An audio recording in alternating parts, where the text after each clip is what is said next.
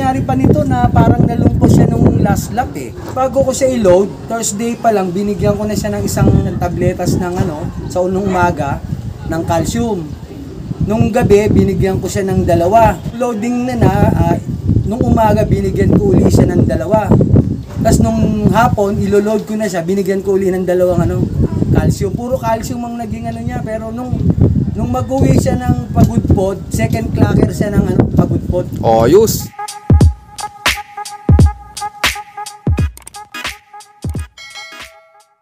Yan na, magandang araw sa inyo mga kaibon. Nagbabalik ang Wanda Turo Vlogs, and for today's video, nandito ulit tayo ngayon sa Santa Rosa, Laguna, at may binalagan tayong Pigeon Panzer dahil nanalo ulit siya ngayong katatapos lang na North Derby Race. Gusto siyang makilala at makita. Tara, samahan nyo ako, let's go!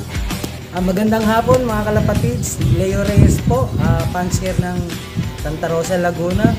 Tara, pasok kayo at tingnan natin yung aking champion. Yun, tara, let's go! So mga kaibon, nandito tayo ngayon sa mga achievements ni Sir Leo. Ang dami, May mga madadagdag pa dito, sir. Ano po? Meron pa, siguro mga 10 pa mahigit. Kailan po kaya awarding, sir? Parang December yata, Christmas party ng tatapat. Okay. Christmas party ng April. Ito, madadagdagan pa to. Yun, Sir Leo, pwede po bang makita yung bagong winner mo na ibon? Okay. Ito siya, nag-initrim siya ngayon. Ayos. Nagkaikitlog ng kanyang pares. Balikak po pala, sir. Ayan si sir, formado. Yun, solid yung pakpak, kompleto, sir, Yes, actually, nangyari pa nito na parang nalungkot siya nung last lap eh. Nahabol ko lang. Bago i-load siya, talagang parang nalumpo eh. Hindi siya makatayo. Baka nabuano ng calcium.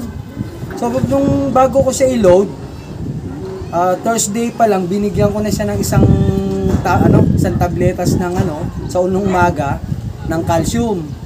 Nung gabi, binigyan ko siya ng 2 nung Thursday. Nung loading nung umaga, binigyan ko uli siya ng 2. Tapos nung hapon, ilo-load ko na siya, binigyan ko uli ng 2 calcium. Puro calcium ang naging niya, pero nung mag-uwi siya ng pagudpod, second clocker siya ng pagudpod. Ayos! Second clocker. So hindi ko nga expected na uuwi siya dahil nga natingin ko parang masama ang timplada niya pero nag-second clocker pa siya ng pagudpod. Para sa iyo talaga yun, sir. Multiple winner din siya, pulling winner. Maraming achievements siyang ipinasok sa akin. Uso kasi ngayon yung pangapangalan ng ibon. Ano bang binigay mo, sir? Ngayon, palibasa, uso yung Batang Quiapo, si Tanggol na siya ngayon. Ba't naman si Tanggol, sir, yung naipangalan nyo? Uso ngayon ng Batang Quiapo eh. Tapos Barako pa, sir, Barako pa siya, Tapos nandito alalay ni Tanggol, naka-sombrero pa parang ako. Kaya pala naka-sombrero. Pero kasi, kamusta naman yan, sir, nung kinakarera mo? Actually nabutas lang siya nung Bulinaw. Pero smash yun, 4 lang nag-clock. Definitely hindi siya nag-clock, cut off siya. Pero after ng second lap at last lap na, puro clock na siya. Nagsunod-sunod na, sir? Halos matataas ang speed niya, kaya nung 4th lap namin, nasa rank number 3 na ako. Yung 3rd lap ranking niya, nasa number 2, nasipa nga ako eh. Pero nung pagdating nung last lap, ayun, nag-number 1 na ako sa Open Young Bird of Color, first overall. Old Bird category, 2nd overall. Survivor 300 to 1,000 namin, first overall. Yung nag-champion din pala siya ng last 3 laps. Talagang tinag... First overall din siya ng last 3 laps. Second overall siya ng last 2 laps. Yan yung nadagdag palang achievement. So napakadami, parang expected ko mga 10 trophies ang kanyang hahakutin niya yung scanning awarding. Dami. Pa lang.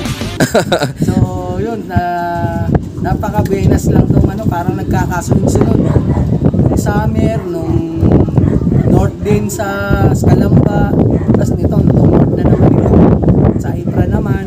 Maraming salamat. Tuwan-tuwa si sir. Bali, sir, ilan po pala inilaro mo, sir, nung bago mag-umpisa yung yung derby? Ilan na sila natira? Nilaro ko 12. So nakapagpauwi ako ng 3 ng pagudpod. Okay. Bali 3 ang natira sa akin. So ngayon, siya yung nag-champion. Yung dalawa ngayon na walang pinihit ko ngayon sa ibang club. Bali, ang laban pa rin sa North pa rin po. North pa rin siya, even though hindi ko na siya nilaro kasi baka mawala pa eh. Oo. Champion na, marami ng karangalang pinasok. Yun, ayan. Nalipad-lipad pa yung aking Nagpapaloplay si sir. Buti nga't nagpaloplay si sir, nakita ko yung kanyang pwesto. Ayan, ito yung kanyang mga ibon. Binabatak na ni sir para sa darating na South Derby Race. Ito, minsan pagpapaloplay ko, ganito ginagawa ako. Ay, may pang-ingay si sir, naalala ko to. Para Ayun. pang natin, pang force fly natin sa Lipatan naman talagang mababatak Bali, yung panlaban mo pala sir, nakamotivate na nung nilalaro mo pa lang. Actually, late ko na nga siya na-motivate nitong last lap na lang. Kasi last lap na lang ko siya nabigyan ng pair. Talagang tinuto ko siya dun sa sa isang hen ko para ma-motivate lalo siyang umuwi. Yun, nag-success naman yung motivation na ginawa ko sa kanya. Ganun talaga para umuwi kagad yung nagmamadaling umuwi, motivated yan. Bigyan ng asawa sir. Bigyan natin ng pares talaga para mahirap kasi maaga pa lang yung minomotivate mo na siya. Dapat at least mga last 2 to 3 laps na diyan mo i-motivate. Is para sa akin kasi pagdating nung maaga pa lang minomotivate yung kalapate. Parang na-off sila pagdating ng dulo Kasi nagkakaroon na ng itlog, naglilimlim na sila.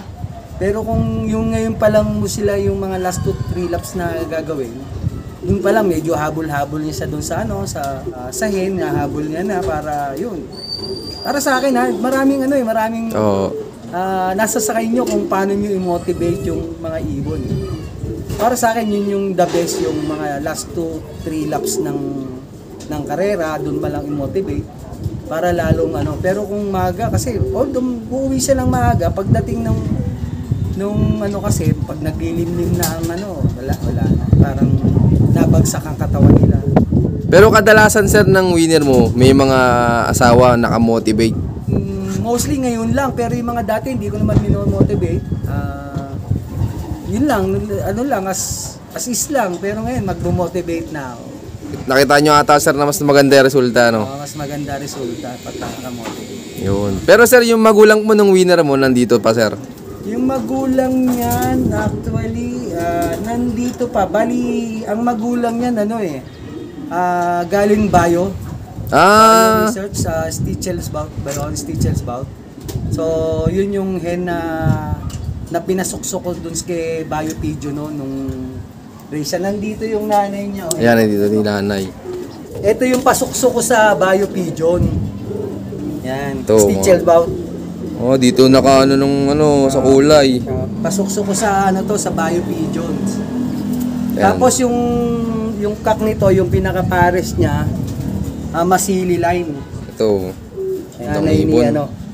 Di ba sir yung Masili po yung yung parang tawag lang po sa kanila Yes, parang yun parang lugar yun lugar ng parang dinausan na one low race nung araw yata yun. Dyan sa Los Baños. Oo. Bali, ngayon sir na darating na North Derby Race, di ba katatapos lang po. Preparation na ulit. Ano mga gagawin mong strategy sir sa breeding? Mostly, kagaya niya, naka-pair na ngayon yung nag-champion ko, naka-pair doon sa anak ng Taiwan ko. Anak ng Taiwan bird ko. Naka-cross din sa line ni Brian Steven na go hit line. Okay. So naka-cross siya doon. Bali, yung mga pairing mo dati sir, ibabalik mo lang sir. Ganun. O kaya mag-experiment pa, pa ako. Ay, mga kalapatids na nga pala, meron pala akong yung bagong club, magbubukas sir. Actually, meron na nag-start na ako mag-release ng ring ng SLRTC. Yan yung club na itinayo ko ngayon. Sana makalaro kayo sa sa club ko dito sa Laguna. Yan, hanggang saan pala radius dito lang sa Laguna sir? Actually, sa ngayon ang ko is San Pedro, hanggang Los Baños lang muna. Pero siguro yung mga karatig Cavite, yung mga malalapit lang sa, kunyari, sa Silang, Carmona, yung mga dikit lang ng Laguna, hindi yung malalayo. Opo. Yung bit, lang, malapit lang. Yun, sa mga may gusto, yan, i-PM nyo lang si Sir Leo Reyes. Sana Ayan. makalaro kayo sa club ko, ha? This coming North. Actually, next year pa naman siya, so mag-breed na kayo. Tapos, magandang balita, actually, may na ako, registered na uli ako ngayon ng Kubo Pro. Ayun, maraming salamat. Nabisita ako ni Sir Art sa pagbablog niya ngayong araw na to. Ayun din, maraming salamat din po pala, Sir. Yun, Sir Leo, ano pong maibibigay mong pahay dyan sa mga viewers natin na hindi pa nakakatikim ng panalo? Siguro, try lang ng try. At ganyan, huwag kayong susuko. Talagang ganyan eh. Dumaan din ako naman din simula nung nagsimula ako. Actually, training pa lang. Ubus na ibon ko. Naku, sabi ko. Naka-experience kayo ng ganun, Sir? Oo, training pa lang. Di pa ako maabot ng karera. Ubus na ibon. Dadating din yung time. Huwag kayo magmadali. Basta, lang, i-condition nyo lang yung ibon. Ganun lang naman. Pero Sir Leo, gaano kasaya po ba sa pagkakalapati? Ako, napakasaya naman. Kagaya niya, pagkalalot may karera. Alam niyo naman yan, ako. Excited ka pa may karera. Nasa bahay ka lang. Inaabangan mo sila na dumating. Dahil pag dumating at yung nauna yung ibon mo, sobrang tuwa mo, lalo't mga naglalapuin napakasarap ng pakiramdam. Lalo't yan, kagaya ngayon, champion ba? So, napakasaya, Sir. Napakasaya. Muli, ako si Leo Reyes from Santa Rosa, Laguna. I love this game. Yun na, maraming salamat nga pala sa patuloy niyong suporta mga kaibon. At siyempre, Sir Leo, salamat pong muli sa pag-imbita na makapag-lot visit sa'yo. At yun, Sir Leo, baka po pala may mga gusto kang i-shoutout dyan. Okay, shoutout nga pala sa Team Sanlo, no? Kay Gary Montenegro, kay Jerry, kay Rene, kay Jojo, kay Russell, kay Mikey. Sa tropang DOD naman ng SLRPC, kila Tony Vega, Boyet Nicolas, Ted Clamor, Raymond Villegas, at sa mga core ko nga pala. Ayan, Ayan. Shoutout po sa inyo lahat. Ayan, shoutout din sa lahat ng mga patuloy na sumusuporta dyan at abangan nyo pa yung mga susunod kong follow visit sa yon. Keep watching and God bless you all.